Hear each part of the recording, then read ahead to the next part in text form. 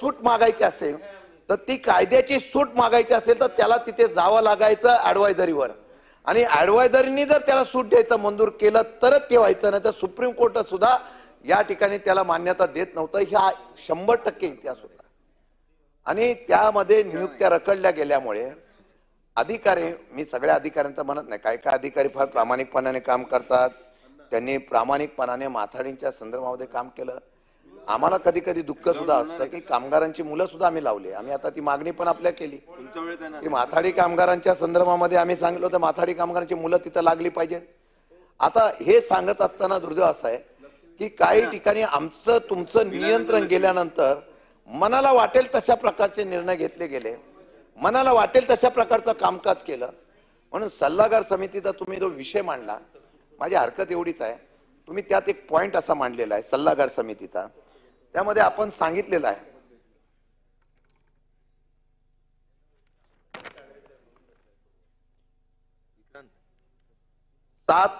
मध्ये कलम 14 मध्ये पोट कलम 1 नंतर आपण असं दिलं, जर कोणत्याही कारणास्तव सल्लागार समिती कार्यरत नसेल तर राज्य शासनात या अधिनियमाच्या तरतुदीची अंमलबजावणी करण्यासाठी सल्लागार समितीच्या सल्ल्याशिवाय किंवा तिच्याशी विचारविनिमय केल्याशिवाय अधिसूचना काढता येईल किंवा निर्णय घेता येईल.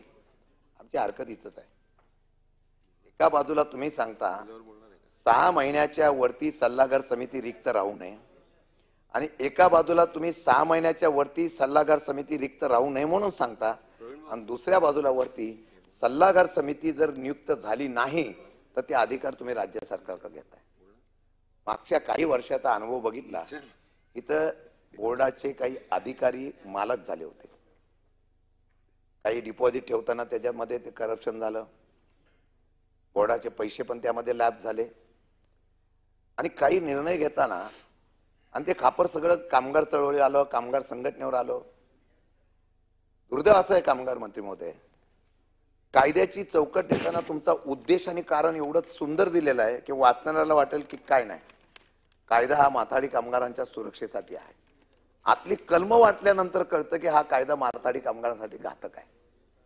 मग असं तुम्ही कलम का टाकलं? तुम्ही असं लिहायला पण होतं की 6 महिन्याच्या आतमध्ये या कामगार कायद्याच्या सल्लागार समिती किंवा बोर्ड मेंबरशिप झाली नाही तर लगेच आम्ही सरकार त्या ठिकाणी त्याच्या आत नियुक्ती करेल, किंवा पुढची कमिटी येईपर्यंत तत्काळ हे बिल पास झालं कमिटी कराल, पुढची कमिटी येईपर्यंत, पुढची समिती येईपर्यंत ही समिती कायम राहील.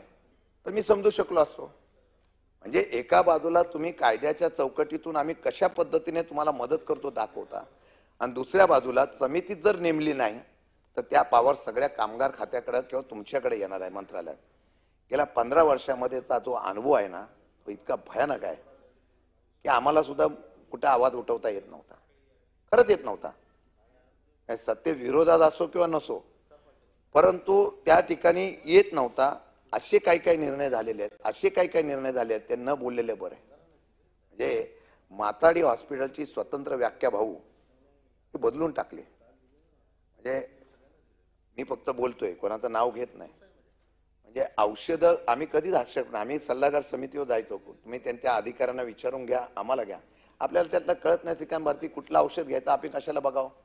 आम्ही त्या डॉक्टर नाईक म्हणून होते, अण्णासाहेब पाटील साहेबांच्या काळापासून डॉक्टर होते, एवढे सुंदर, आता वयमानामुळे ते निवृत्त झाले, पण त्या माणसाने खरोखर समाजसेवा केल्यागत काम केलं.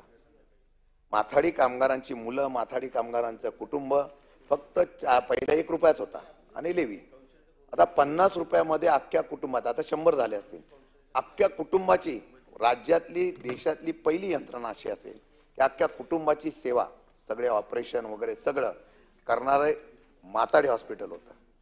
आणि अशा प्रकारच्या यंत्रणा आम्ही पूर्णपणाने 10-12 त्यांच्या शाखा, आणि तशा पद्धतीने काम. मी एक उदाहरण, आपले 2-4 उदाहरणं तुम्हाला सांगतो. प्रशासक असल्यावर काय होतं ते मी जर बघितलं तर तिथे एका मंत्री नाही बोलत, शासनाकडून एक आदेश आला की तिथे कुठल्याही वस्तू घेता झाल्या आम्हाला विचारल्याशिवाय घ्यायच्या नाही.